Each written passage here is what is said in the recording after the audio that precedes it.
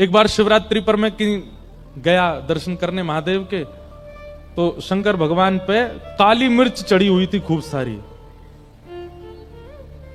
मैंने कि ये क्या है? बोले कि वो कुछ चढ़ा के ऐसे ऐसे होता है ये करने। मैंने जय हो, आज शंकर जी बेचारे पजर गए होंगे। क्यों? वैष्णव इन सब में इतने उसके लिए नाम सबसे बड़ा है, उसके लिए सेवा सबसे बड़ी, उसके लिए कथा सबसे बड़ी। अपना कर्म करता रहेगा, गिरना उठना ये तो स्वाभाविक है, संसार में सबके साथ होगा। किसी एक क्रिया से आप कभी ना गिरो ऐसा नहीं हो सकता। आज नहीं तो कल, कल नहीं। एक बात कहते हैं तंत्र विद्या से, हां जो कल होना है वो परसों पे टल जाएगा, लेकिन होगा जरूर, बच नहीं पाओगे उससे। इसलिए भैया जो आ रहा है आज ही भोग लो, काहे को उसको टालो इतना दूर। तो कृष्णदास बिहारी जी बोले तुम्हारे पतिदेव के गुरुजी वैष्णव नहीं है? बोले वैष्णव तो नहीं है, वो तो ये सब क्रियाकलाप करवाते हैं। बोले रुको हम देखते हैं उनको जाके। और यहां बिहारी जी अपना कमंडल लेकर के और पहुंच गए। आमेर से थोड़ी दूरी पर ही तारानाथ की आश्रम था। वो आश्रम के द्वार के बिल्कुल बाहर जाकर के कृष्णदास बिहारी जी बैठ गए, अपना चिमटा गाड़ दिया, धूना लगा करके वो बैठ के वहीं अपना भजन करने लगे। भीतर जाकर के किसी ने हल्ला किया, बोले बाहर द्वार पर एक महात्मा बैठ गया आकर के हवन आदि कर रहा है। तो एक तारानाथ जी ने ऊपर से देखा, तो देख करके बोले इसको हटाने का प्रयास करो, इसको यहां से हटाओ, कहीं ऐसा तो नहीं है अपने भक्ति प्रभाव से हमारी तंत्र विद्याओं को नष्ट कर रहा हो। सब लोगों ने जाकर के प्रयास किया, लेकिन कृष्णदास बिहारी जी को कोई हटा नहीं पाया। तो तारानाथ ने सोचा इनको तो मैं हटाऊंगा। तो उसने क्या किया, अपनी तंत्र विद्या से शेर का रूप धारण किया।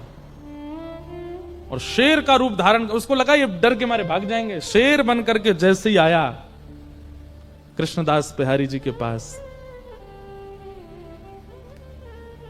दहाड़ने लगा सामने खड़ा होकर के। कृष्णदास बिहारी जी बोले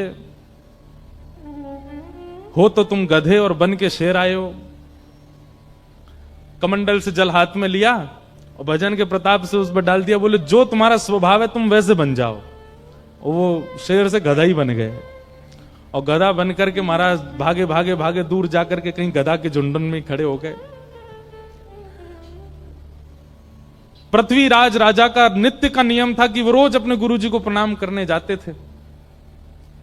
आज जैसे ही गाजे बाजे दल बल के साथ में गुरुदेव को प्रणाम करने के लिए आए,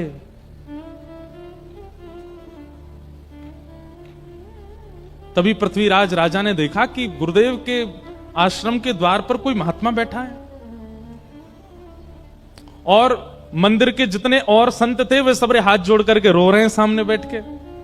पृथ्वीराज अपने घोड़े से उतरे, बोले कि क्या हुआ और ये महात्मा कौन है? गुरुजी कहां हैं? बोले हमारे गुरुजी शेर बन के आए थे इनको डराने के लिए, पर इन्होंने कुछ कर दिया, गुरुजी मिल नहीं रहे, पता नहीं कहां चले गए। पृथ्वीराज रोने लगा, गुरु के प्रति बड़ी निष्ठा थी उनकी। बोले भगवान मेरे गुरुदेव कहां है? बंधु एक बात और कहें, गुरु की परख भी कथा से होती है। हम दीक्षा नहीं देते अभी, और बहुत सारे बच्चे चाहते हैं कि दें। हम कहते पहले कथा सुनो, और कथा सुनते सुनते सुनते सुनते एक दिन ऐसा होगा, या तो स्वप्न में, या तो अनुभव में, या तो दृष्टि में। अभी क्या होता है कि कथा से आपके ऊपर प्रभाव ऐसा पड़ता है, आपको लगता है यही गुरुजी बढ़िया है, इन्हीं कोई गुरु बनाओ जो कथा सुना रहे हैं। नहीं, ये गुरु शिष्य का संबंध प्रभाव देख करके नहीं करना है।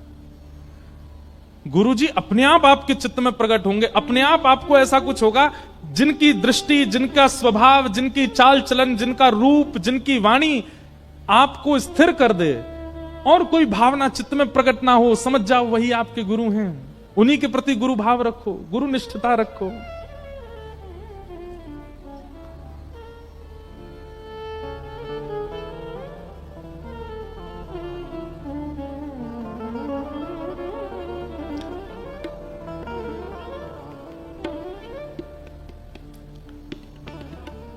चरित्र, भगवत चरित्र और भक्त चरित्र, ये भी सामर्थ्य प्रदान करते हैं, दृष्टि प्रदान करते हैं। अनुभव प्रदान करते हैं कौन गुरु कौन नहीं।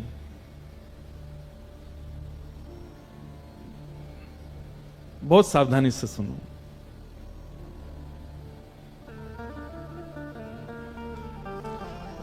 तो पृथ्वीराज व्याकुल हो गए और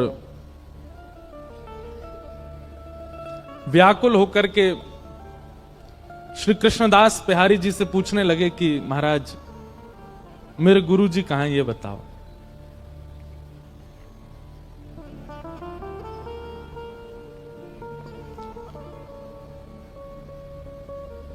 मैं निवेदन कर रहा था कि गुरु बोध भी सत्संग कराता है। कई बार कई लोग ऐसे प्रभाव में पढ़कर के भी गुरु बना लेते हैं और फिर बाद में उनको लगता है कि शायद हमारे जीवन में परिवर्तन नहीं हो पाया। गुरु वही जो हरि सो मिलावे, गुरु वही जो भक्ति मार्ग दिखावे, गुरु वही जो वृंदा विपिन बसा दे, जो वृंदावन बसा दे, सब छुड़वा दे तो वृंदावन ही प्रिय लगने लग जाए, वही गुरु है। गुरु वो नहीं जो अपनी आराधना प्रधान रखे। कई लोगों के वचन ऐसे होते हैं कि उनके वचनामृत सुन के वो प्रिय लगने लगते हैं, पर वचनामृत वो श्रेष्ठ जिनके वचनामृत से श्री कृष्ण प्रिय लगने लगे, जिनके वचनामृत से श्री जी प्रिय लगने लगे, वो वचन श्रेष्ठ है। तो पृथ्वीराज गलत गुरु बना चुके हैं अपने जीवन में। आज बिहारी जी के सामने जाकर के बोले महाराज मेरे गुरु जी कहां हैं, मैं आपसे कुछ नहीं चाहता, अपने पूरे आमेर के किले को आपके चरणों में न्यौछावर कर दूंगा, बस मेरे गुरुदेव का पता बता दीजिए वो कहां हैं।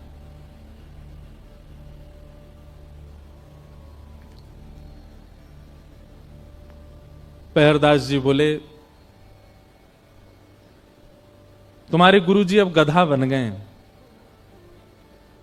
पृथ्वीराज सुनकर के पहले तो गुस्सा हो गया, बोले ये क्या बोल रहे हैं आप? बोले हम सत्य बोल रहे हैं, ढूंढ लो, नहीं तो तुम तो राजा हो, पूरी सेना लगा के ढूंढ लो, तुम्हारे गुरुजी मिल जाएं तो।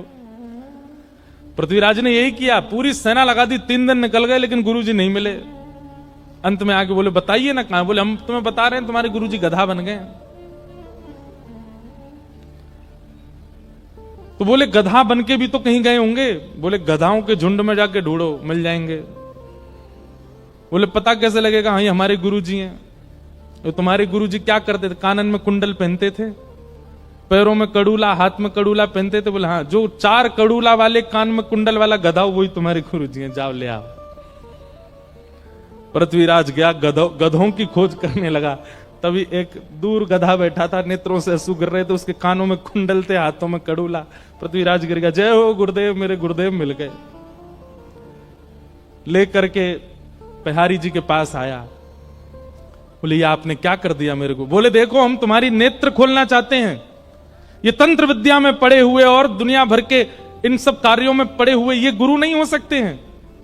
गुरु वही जो हरि सो मिलावे। क्षमा कीजिए, एक तो आपकी भी गलती है, आपकी नहीं मतलब हम तो पूरी दुनिया को ही कह रहे हैं, गलती है कि हम गुरु से भी केवल अपनी जिज्ञासाएं ही क्यों पूछते हैं। हमारे घर में सब सुखी हो जाए, सब अच्छा हो जाए, यही याचना क्यों करते हैं? तो भाई ये क्यों नहीं कहते कि चलिए भले ही हमारे घर में सब कलेश हैं, हमारे घर में सब व्यथित है, हमारे काम नहीं बनते, पर ये सब छोड़िए, ये बताइए हरि कब मिलेंगे, ठाकुर जी कब मिलेंगे?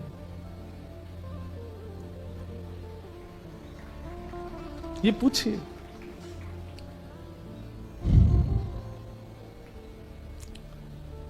बिहारी जी ने कहा तुम्हारे गुरुजी तंत्र विद्या बहुत जानते थे, इनसे कह दो अपने आप अपने रूप में आ जाएं। तो गधे को पकड़ के अब पृथ्वीराज कह रहे गुरुजी आप आ जाइए अपने रूप में, दिखा दीजिए इनको। गुरुजी सिर हिलाने लगे, बोले मैं नहीं आ पा रहा हूं। तो बिहारी जी के चरणों में कहा कि मेरे गुरुदेव को पुनः आप मानव बना दीजिए, मैं वचन देता हूं मैं आपका शिष्य हो जाऊंगा, मैं वैष्णव हो जाऊंगा, पूर्ण वैष्णव हो जाऊंगा। तब बिहारी जी ने कमंडल से जल लेकर के छिड़का और तारानाथ अपने पूर्व रूप में व्यवस्थित हो गए। पृथ्वीराज जी तो क्या दीक्षा लेंगे, तारानाथ ने पहले दीक्षा ली कृष्णदास बिहारी जी से। और अपने जीवन के सारे जो उनके तंत्र आदि थे सब छोड़ दिए और जीवन भर फिर वैष्णव भाव से हरे कृष्ण कृष्ण नाम महामंत्र में ही रहे। और यह देख करके पृथ्वीराज राजा ने भी उनसे दीक्षा ली।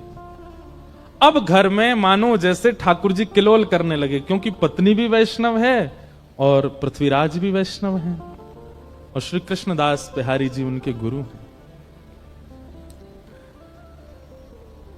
पृथ्वीराज नृप कुल वधू भक्त भूप रत्नावती। ऐसे पृथ्वीराज जी की कुल वधू हुई कौन? भक्तमती, भक्त भूप रत्नावती, भक्तों की राजा श्री रत्नावती जी। रत्नावती जी का स्वभाव कैसा है? कथा कीर्तन प्रीत भीर भगतन की भावे। दो प्रकार की भक्ति पद्धति होती हैं, एक तो होती है साधक पद्धति और एक होती है भक्त पद्धति। साधक पद्धति में आप जितना हो सके आपको एकांत में रहना पड़ेगा, ना लोगों से मिलिए, ना किसी के प्रसंग में जाइए, ना किसी को अपने पास बुलाइए, जितना हो सके एकांत में रहकर के भक्ति मार्ग को चुनिए। यह साधक पद्धति है, एकांत वासा। और दूसरी पद्धति होती है भक्ति पद्धति, जो हम लोग कर रहे हैं। भक्ति पद्धति में अकेले नहीं रहना है। इसमें क्या करना है? तो अकेले नहीं रहना तो कैसी भीड़ में रहना है? बोले हरि नाम गाने वाले, हरि स्मरण करने वाले, हरि तिलक लगाने वाले, हरि जी को भजने वाले, ऐसे चारों ओर इर्द गिर्द वैष्णव बैठे हों, बीच में हम रहें, ऐसों के बीच रहना। कथा कीर्तन प्रीत भीर भगतन की भावे। कथा कीर्तन में रुचि होना और भक्तों की भीड़ देख करके हृदय में अति आनंद होना। इतने सारे वैष्णवों को देख करके मन प्रफुल्लित हो जाए। किसी अन्य के माथे पर वैष्णव तिलक देख करके, कंठ में वैष्णवी माला देख करके आपके चित्त को अत्यंत आनंद होता हो। हम ये बात भैया बहुत कहते हैं कथा में कि जैसे ही कपाट खुलते ही राधा रमन जी को देखते ही आपकी भुजाएं खड़ी हो जाती हैं, रोंगटे खड़े हो जाते हैं, मुख से नाम स्मरण प्रारंभ होता है, बोल राधा रमन लाल की। ऐसे ही राह चलते भाई कोई भक्त को देख करके रेलवे स्टेशन, बस स्टैंड पर या एयरपोर्ट पर कोई वैष्णव देखा और कोई लज्जा ना करी, तुरंत बोले महाराज श्री राधा वल्लभ लाल की। उसके तिलक स्वरूप को देख करके आप इतने प्रसन्न हो गए। समझो अब आप ठाकुर जी के मिलन के बहुत समीप आ चुके हो, क्योंकि जो सुख आपको ठाकुर को देखने में प्राप्त होता है वही सुख आपको वैष्णव भेषधारी को देखने में प्राप्त होता है। जैसे दिल्ली से अमृतसर आने पर माइलस्टोन आते हैं, Amritsar 150 kilometre, Amritsar 50 kilometre, Amritsar 10 kilometre. जैसे जैसे किलोमीटरों के साइन बोर्ड आते हैं राहत मिलती है। ठीक वैसे ही भक्ति पथ पर यह एक साइन बोर्ड है कि एक अन्य वैष्णव को देख करके आपके चित्त को बहुत शीतलता मिलती है, बहुत आनंद मिलता है। ताको मन भक्तन की सेवा। ऐसी प्रीति जब भक्तों के प्रति बढ़ जाए तब समझो गिरधर अब अपना रहे हैं धीरे धीरे। तो श्री रत्नावती जी के लिए कह रहे हैं श्री नाभाजी, कथा कीर्तन प्रीत भीर भगतन की भावे। भक्तों की भीड़ भाती है, वैष्णवों की भीड़ भाती है। महामहोत्सव मुदित नित्य नंद लाल लढ़ावे। दिव्य उत्सव करती हैं। कल हमने निवेदन किया था कि अगर घर में ठाकुर जी हैं और उनके ऋतु अनुसार उत्सव नहीं होते हैं, ऐसे घर में ठाकुर जी रहते नहीं, पर चले जामे। इसलिए जैसे कैलेंडर में जो जो उत्सव होते हैं ना, प्रमुख वृंदावन के उत्सव, उन उत्सवों के कैलेंडरों पर चिन्ह लगा लिया कीजिए वर्ष के प्रथम में ही। और पूरी दुनिया में आपको ब्याह में जाना, शादी में जाना, लगन में जाना, इधर जाना उधर जाना, सबसे कहते ना भैया इन तिथियों में हम नहीं आ सकते, क्योंकि इन तिथियों में हमारे ठाकुर जी का उत्सव है, हम अपने लाल जी का उत्सव करेंगे। उत्सव करो ठाकुर जी के, मधुर मधुर उत्सव ठाकुर जी को बहुत प्रिय लगता है। और सबसे बड़ी बात, ठाकुर जी श्रम निवृत्त होते हैं उत्सव में, श्रम दूर होता है। नित्य महोत्सव करती हैं रत्नावती। मुदित नित्य नंद लाल लढ़ावे। ठाकुर जी को लाड़ लड़ाती हैं, क्योंकि श्री रत्नावती जी के जो गुरु जी हैं वो कौन हैं? गोसाई श्री विठलनाथ जी। अभी चरित्र हम सुनेंगे तब पूर्ण व्याख्या करूंगा। श्री वल्लभ कुल के आचार्य श्री गोसाई विठलनाथ जी की आप कृपा पात्र थी, और वल्लभ कुल में ठाकुर जी को लाड़ लड़ाने की सेवा है। जैसे हरिवंशियों में, हमारी हरिवंश परंपरा में नाम जप, आचार्य प्रणाली का पाठ और निकुंज में प्रिया प्रियतम की सेवा सहचरी भाव से ये प्रधान है। ऐसे स्वामी श्री हरदास जी की परंपरा में नाम रज की सेवा, नाम सेवा, निकुंज लता गुलमों की सेवा और प्रिया प्रियतम की सखी भाव से सेवा। लेकिन श्री वल्लभ कुल में ठाकुर जी लाला हैं, छोटे से लाला हैं। इन पे चलो ना जावे हमें चलवानो है, इन पे खायो ना जाए को हमें खवानो है। इनके छोटे छोटे दांत हैं, वहां के अनुसार नरम नरम रोटी बनानी है। अभी गर्मी को समय आ गया हो तो ठाकुर जी को ऋतु अनुसार ये इत्र लगाना। अन्य संप्रदाय में तो आप कोई भी इत्र कभी भी लगा दो, पर वल्लभ कुल में तो ऋतुओं के अनुसार इत्र लगेगा। गर्मी में ठाकुर जी को गुलाबी लगेगा, मोगरा ही लगेगा, खसका ही लगेगा। सर्दी आ जाएगी तो ठाकुर जी को हिना का लगेगा, ठाकुर जी को कस्तूरी का लगेगा। ये सब भाव रखे जाते हैं वहां पर। इस भाव से सेवा की नेक से लाला है, इसलिए नंदलाल लड़ावे। एक बार का प्रसंग है कि श्रीनाथ जी की सेवा चल रही थी और एक बिल्ली आ गई भीतर गर्भगृह में। तो ठाकुर जी खड़े खड़े, जैसी बिल्ली आई, गोसाई जी श्रृंगार कर रहे थे तो ठाकुर जी बोले, ओए बिल्ली आ गई, बिल्ली आ गई, बिलौटा आगो, जाए भगाओ, जाए भगाओ। गोसाई जी ने बिल्ली भगाई, बिल्ली भगा के बोले, आप त्रिलोकीनाथ हो, आप जगत नियंता हो, पूरा विश्व आपने बनाया, जी बिल्ली वो आपने बनाई हो, यही तो डर रहे हो। भाई मानव डरे तो बात समझ में आती, किसी से बनावे वारो ही डर रहा है। ये सुनते ही ठाकुर जी मंदिर छोड़ के जाने लगे। गोसाई जी पीछे पीछे दौड़े, जय जय कहां अपराध है क्यों, मैंने कहा कर दियो, आप कहां जा रहे हैं? बोले तुम सबरे मुंह को लाला मानो और लाला मान के मेरी सेवा करो, और जब मुंह को लाला मानो है तो फिर लाला को तो डर भी लगे, लाला को तो रोनो भी आवे, लाला को तो भय भी लगे। लेकिन तुम परमात्मा ही मान रहे हो तो फिर परमात्मा की तरह ही सेवा करवाऊंगा अपनी। लाला मानो है तो फिर लाला मान के भजो। वल्लभ कुल में ठाकुर जी को लाला मानते। जन्माष्टमी के दिन बाकी जगह तो नाचेंगे गाएंगे, पर वल्लभ कुल में ऐसे झुंझुना दिखाते हैं ठाकुर जी को। ठाकुर जी के आगे फिर के नहीं घुमाते हैं, ठाकुर जी के आगे गेंद उछालते हैं। क्यों? छोटे से लाला है ये भाव। तो महामहोत्सव मुदित नित्य नंद लाल लड़ावे, और मुकुंद चरण चितवन भक्ति महिमा ध्वजधारी। रत्नावती जी के लिए कहा गया कि बोले कैसी भक्ति है इनकी? बोले ध्वजधारी। ध्वजा दूर से ही दिख जाती है। मतलब एक तो होता है किसी की भक्ति उसके समीप जाकर के पता चली या उसको देख करके पता चली, पर रत्नावती जी की भक्ति तो दूर से ही अनुभव हो जाती थी। जब से रत्नावती जी का आगमन हुआ तब से आमेर के सीमा में प्रवेश करते ही लोगों को भक्ति भावना उत्पन्न होने लग जाती है। ऐसी रत्नावती जी की, इसीलिए उनको ध्वजाधारी कहा। पति पर लोभ न कियो टेक अपनी नहीं टारी। पति इनके विमुख थे, पति नहीं चाहते थे माधव सिंह जी कि ये भक्ति करें, लेकिन पति पर लोभ नहीं किया और अपनी टेक नहीं छोड़ी। टेक मतलब प्रतिज्ञा। क्या हम लोग बहुत जल्दी छोड़ देते हैं। हम अपनी बात भी कर रहे हैं, बहुत थकान होने की वजह से, बहुत थक जाने की वजह से कई बार हम भी कहते हैं भैया सेवा तुम कर दियो लाल जी की। आज हम भी ये चरित्र पढ़ करके ये बात समझ में आ रही है, चाहे निद्रा टूटे, चाहे भोजन छूटे, लेकिन ठाकुर जी की सेवा नहीं छूटनी चाहिए। टेक नहीं छोड़नी है, अपनी प्रतिज्ञा नहीं छोड़नी है। जो प्रतिज्ञा है वो प्रतिज्ञा पूरी होनी चाहिए। बिना टेक के यदि आपकी भक्ति है, बिना प्रतिज्ञा के यदि आपकी भक्ति है, वो भक्ति बहुत लंबे समय तक टिक नहीं पाएगी। बोलो वृंदावन बिहारी लाल की। तो राजा माधव सिंह जी की पत्नी श्री रत्नावती अपनी टेक नहीं टारी। चरित्र ऐसे प्रारंभ होता है कि एक वैष्णव का संस्पर्श भी यदि जीवन में है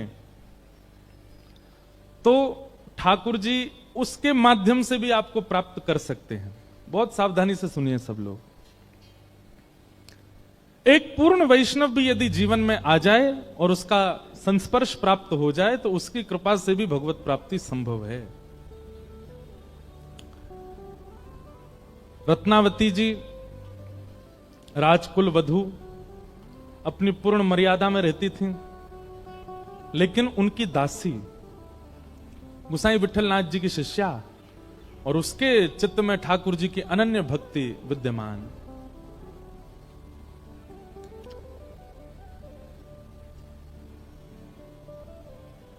सेवा में रहती वो दासी कभी कभी बैठती सेवा से निवृत्त होकर के किसी खंबे से टेक लगा करके, हे माधव, हे मधुसूदन, हे मुरारी, हे कृष्ण, हे वृंदावनेश, ऐसे नाम उच्चारण करती।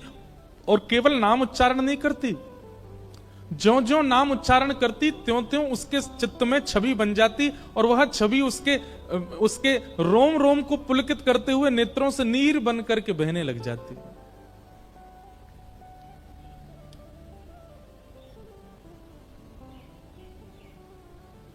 कृष्ण नाम जब ते सुनुरियाली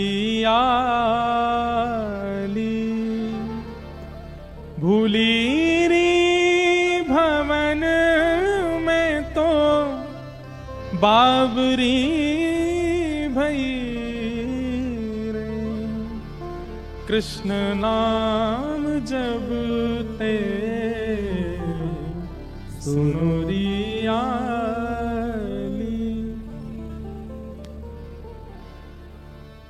ठाकुर जी का नाम, ठाकुर जी की कथा, ठाकुर जी का रूप यदि चित्त वृत्ति को एक बार पकड़ लेगा तो स्थिति ऐसी हो जाएगी कि कोई बस कहीं चर्चा मात्र कर दे और उस चर्चा से आपका हृदय पिघलने लग जाए, नेत्रों से अश्रुपात होने लग जाए, रोम रोम पुलकित होने लग जाए। उस दासी की ऐसी स्थिति, और रत्नावती जी उसकी इस स्थिति को देखती थी। कृष्ण, माधव, मुरारी, मधुसूदन नाम आदि उच्चारण करती और बस बैठी बैठी रुदन करती रहती। रत्नावती जी का हृदय इतना कोमल, इतना सीधा, अभी जानती नहीं है कि जिनका नाम बोलती है वो है कौन, लेकिन उस दासी की स्थिति देख करके रत्नावती जी के भी नेत्र सजल हो जाते हैं। वो जाकर के उसको थोड़ा संभालने का प्रयास करती हैं, लेकिन जैसे उस दासी का स्पर्श करती हैं, उसके संस्पर्श में आते ही उनके चित्त में भी पता नहीं क्या भावना उत्पन्न होती है, नेत्रों से आंसू गिरने लगते हैं। वो स्वयं से पूछने लगती हैं, मैं क्यों रो रही हूं, मुझे क्यों विरह हो रहा है, मुझे क्यों व्याकुलता हो रही है, समझ नहीं पाती। बंधुओं, आपका भजन मूलतः आपके अंग को लग रहा है या ठाकुर जी आपके भजन से प्रसन्न हैं, उसका यह भी एक प्रतिफल होगा कि आप जिस सभा में उपस्थित हो जाएंगे, आपकी उपस्थिति से कम नहीं तो कुछ वैष्णवों में भी भक्ति भाव उत्पन्न होने लगेगा। वो इत्र किस काम का, जिस इत्र को लगा करके सभा में गए और किसी को पता भी ना चला कि आपने इत्र लगाया था। अरे इत्र तो तब श्रेष्ठ माना जाता है कि सभा में गए और 5 लोग आपके समीप आए, आपका आलिंगन किया, तो वे भी जब घर गए तो उनसे भी कोई पूछने लगा कि ये सुगंधी कैसी है। हमारा भजन हमारे वातावरण में प्रकट होने लग जाता है। हमारी उपस्थिति, हमारा स्पर्श, हमारी बोली चाली, हमारा किसी के पास बैठना उसके चित्त में भक्ति को प्रकट कर देता है। आप कहेंगे कि महाराज जी उपस्थिति से ऐसा हो, ये तो संभव नहीं। अरे हम उपस्थिति की बात नहीं कर रहे हैं। आज वर्षों बाद भी, वर्षों पूर्व लिए हुए भक्तों ने जन्म, उनका नाम मात्र लेने से भक्ति प्रकट हो जाती है। एक नाम ले दें बस, मीरा, कितनों के चित्त में प्रेम प्रकट हुआ, कितनों के चित्त में गिरधर लाल प्रकट हुए, तुलसीदास, नाम लेते ही राम प्रकट हो जाते हैं चित्त में। सूरदास, नाम लेते ही गोपाल जी प्रकट हो जाते हैं चित्त में। प्रहलाद नाम लेते ही नृसिंह प्रकट हो जाते हैं चित्त में, ध्रुव नाम लेते ही चतुर्भुज हरि प्रकट हो जाते हैं चित्त में। अरे आप स्पर्श की बात करते हैं, हजारों वर्ष पूर्व लिए गए जन्म उन भक्तों का नाम लेने मात्र से हरि प्रकट हो जाते हैं, स्पर्श से और उपस्थिति से कैसे नहीं होंगे? इसका मतलब हमारे भजन में ही सामर्थ्य नहीं है कि हमारी उपस्थिति से भी कोई फायदा नहीं हुआ किसी को।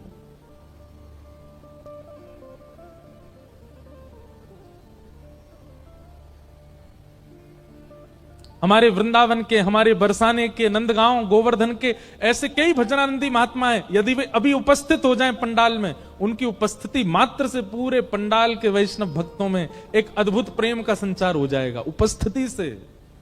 क्योंकि भजन भाव, भजन बल है जीवन में।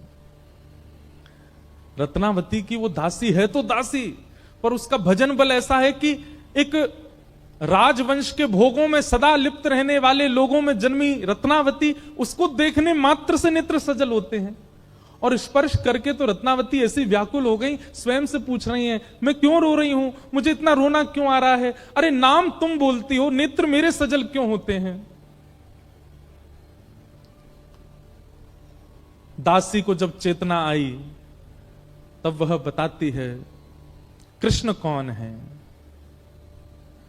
उनका स्वरूप कैसा है, उनको मधुसूदन क्यों कहते हैं, वो वृंदावनेश कैसे हैं, वृंदावन की शोभा कैसी, वृंदावन में यमुना जी कैसी, वृंदावन के लता गुल्म पत्र कैसे, श्री किशोरी जी के साथ नित्य विहार कैसा, ये सब लीलाएं सुनाती है और रत्नावती नेत्र बंद करके श्रवण करती है।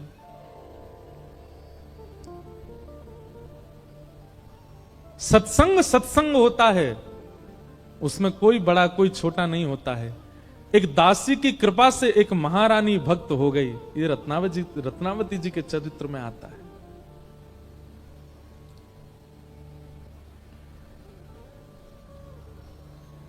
रत्नावती कहती हैं, अब ये सब प्रसंग सुनने मात्र से मेरे चित्त को शांति नहीं मिलती है। एकांत में बैठा करके और पूछती, और बताओ ना, और उनके बारे में कहो ना, और कैसे संभव हो।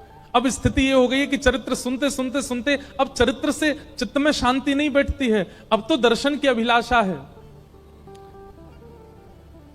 दर्शन को नैना तपे, वचन सुनन को कान, मिलवे को हियरा तपे, हिय के जीवन प्राण, गोवर्धन वासी सांवरे, तुम बिन रयो न जाए, गिरिराज लढ़ेते लाढ़ले, तुम बिन रयो न जाए।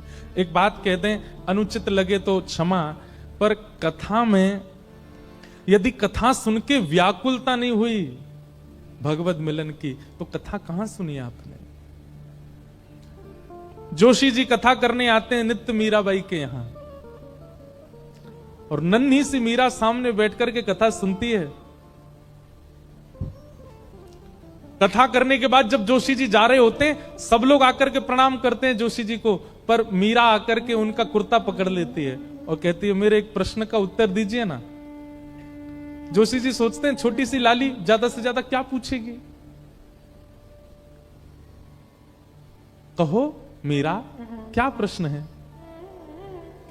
नेत्र सजल हैं छोटी सी मीरा के, बड़े बड़े नेत्रों में अश्रुबिंद, और कहती है, आप जिनकी कथा सुनाते हो, आप जिनके बारे में मंच पर बैठ के बोलते हो, जिनके गुण ऐसे, कर्म ऐसे, रूप ऐसा, स्वभाव ऐसा, ये जिनके बारे में आप बोलते हो, ये मुझे कब मिलेंगे, ये मुझे कब मिलेंगे? ऐसी जिज्ञासा आज तक जोशी जी से किसी ने नहीं की है, जैसी वो छोटी सी मीरा कर रही है। और यही सत्संग का फल है कि सुनने वाले श्रोता के चित्त में वो व्याकुलता प्रकट हो कि मुझे कब मिलेंगे श्याम।